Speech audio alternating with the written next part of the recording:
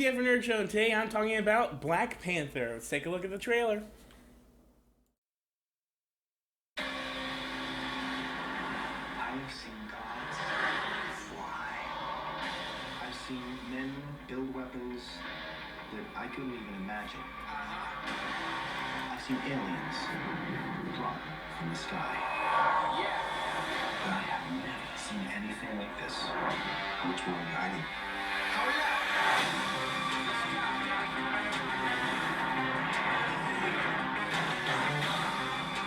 We at home.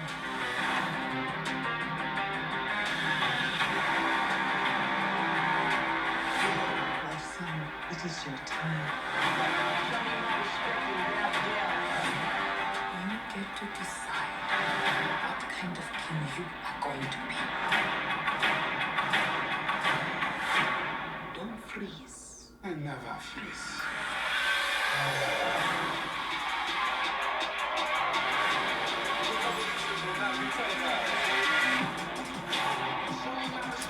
Dude, this movie is bold. It's just so cool. I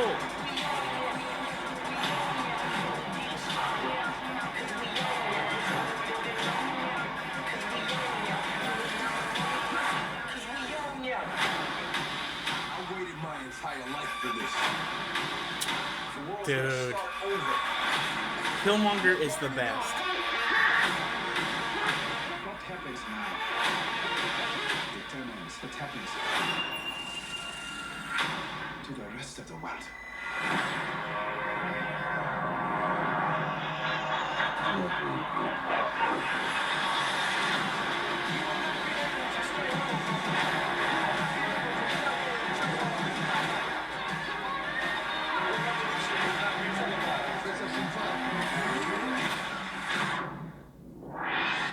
Oh my god.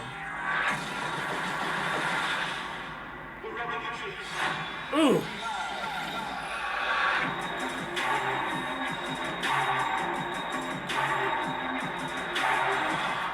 Okay. So yes, Black Panther. So this movie, what I love about Black Panther is like, well, it's a couple of different things, obviously. So I love the character of Black Panther in Wakanda, but my first introduction to the character was in Ultimate Avengers 2, I think? Enter the Black Panther or something, might be something like that. I don't remember. But typically Black Panther, when you first are, like, you're introduced to Black Panther through some other team. That's usually how it happens. Like, I think the Fantastic Four, you meet Black Panther in the comics or something like that. But then you get to see Wakanda. And Wakanda, even in the comics, it's like an epic, cool place. And in Marvel Ultimate Alliance, and either the first one or the second one of which, I think it's the second one, you get to go to Wakanda, and it's just as cool and everything. So, like, to hear about what Wakanda is in the comic books, and then get to see it in this movie, just the nerd stuff in me is already being like, ooh. But then you think about, this is a movie with an all-black cast, made by black director, written by black writers, and produced by a black person also, with Nate Moore. All this, it's like very special. It's very much like, wait, this is the first time we're actually getting something like this. Like, yes, you could say Blade was the first black superhero, which I agree with. But even then, Blade was not like $250 million Marvel MCU movie.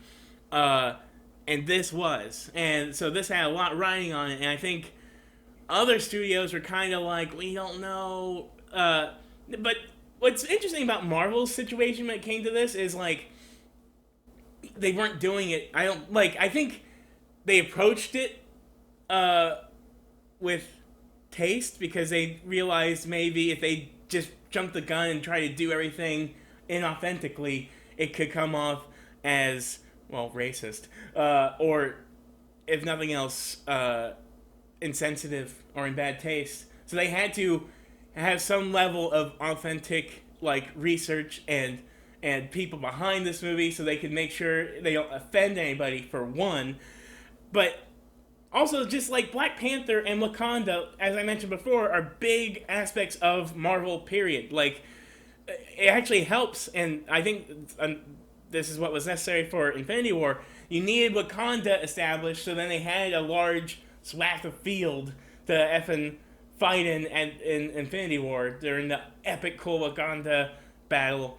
When they're trying to protect and take that effing thing out of Vision's head and all that jazz. But yeah, so there's that. And then you get to meet all these people in Wakanda. And then Ryan Coogler uses Killmonger. And what I love about this is Ryan Coogler takes this movie and instead of trying to like think of it from the perspective of being Chadwick Boseman, of being T'Challa, being the king of this country, he's more thinking of it of like, well, you know, if this thing existed, it would kind of make me really mad. And he takes that anger and he filters it through Killmonger, and he puts Killmonger from Oakland, where he's from, and he basically shows Killmonger seeing. I'm not gonna spoil it, but basically seeing this ship and being like, oh, what is that? And that sort of puts him on that path for the rest of his life of trying to find this place and then trying to take its technology and bring it back to his people in the United States. And his efforts aren't ignoble in themselves, even though he is literally murdering whole bunches of innocent people and non-innocent peoples just to get there.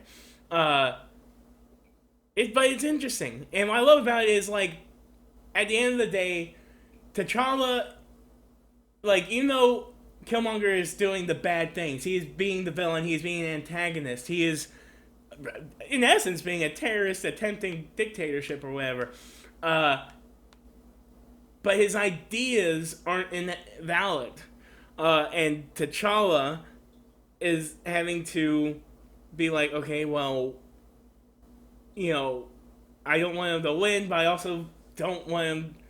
I think his ideas are right, and we gotta try to implement them in some small way. And he does. Now, you can argue whether or not it was a big enough way, but I think Black Panther 2 takes a very interesting idea from that and sort of puts that on its head. So, what is there more to say about Black Panther? The great cast, everybody's great, everybody. Angela Bassett, Winston Duke, Lupita Nyong'o, Letitia Wright, yeah, just everybody. It's a great cast. Everybody's cool. Daniel Kaluuya's in this movie. Like, it's just so many people in this movie. This is a well-told story. I don't know what else more is there to say about Black Panther. Anyway, like, comment, subscribe. Goodbye.